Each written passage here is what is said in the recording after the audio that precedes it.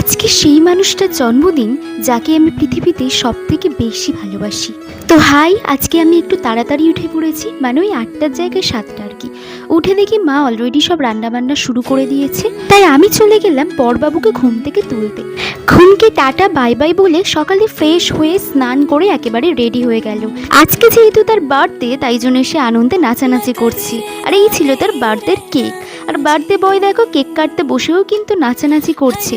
একটু পরেই যেহেতু চলে যাবে, তাই জন্য অতটা ভালোভাবে সেলিব্রেশন আজকে আমরা করছি না, ওটা রবিবারের জন্য তোলা থাকলো।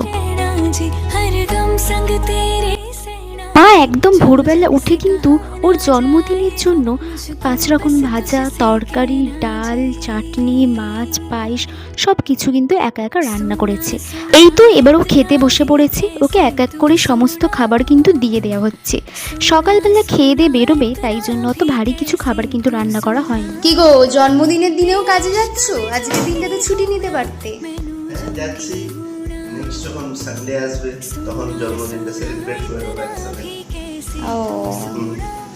আসছি, টাটা। 9টা বেজে গেছে, আরও রেডি হয়ে খাওয়া দাওয়া করে এবার কাজে বেরিয়ে যাচ্ছে। আসলে ওর কাজ কিন্তু বিকেল 4টে থেকে, আর ও 6 মাস ধরে যে কোর্সটা করছে সেটা আর কয়েকদিন পরে শেষ হয়ে গেলে ও বিকেল 3:30 থেকে যাবে। ও চলে গেল, এবার আমাকে আমার কাজগুলো সেরে ফেলতে হবে। বিছানাটাকে সুন্দর করে প্রথমেই গুছিয়ে নিলাম, তার সাথে জামা কাপড়গুলোও সুন্দর করে গুছিয়ে নিলাম। বাজার কিন্তু চলে এসেছে, এত বাজার, টেবিল কিন্তু পুরো ভর্তি হয়ে গিয়েছিল। ওগুলোকে গুছিয়ে রাখা হলো। এরপর থেকে কিন্তু আমার আর কোনো কাজ নেই, এবার বসে বসে শুধু ফোন ঘাটা, গল্প করা, রাস্তায় কে কজন যাচ্ছে সেগুলো গোনা। আজকে দুপুরের লাঞ্চে কী কী ছিল সেটা তো আগেই দেখিয়ে দিয়েছি। তো স্নান করে খাওয়া দাওয়া করে ফোন দেখতে দেখতে একটু ঘুমিয়েই পড়েছিলাম। ঘুম থেকে উঠে জিমে যাওয়ার জন্য রেডি হয়ে জিম করে আবার বাড়িতে চলে এসেছি। এসে দেখলাম মা আলু কাবলি বানিয়েছে। এই নাও, টেস্ট করে বলো কেমন হয়েছে।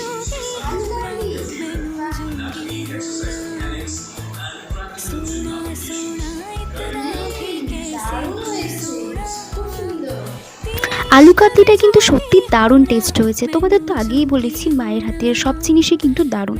আর আজকে ডিনারে ছিল ছাতুর পরোটা, ঘুগনি আর এই তো স্যালাড।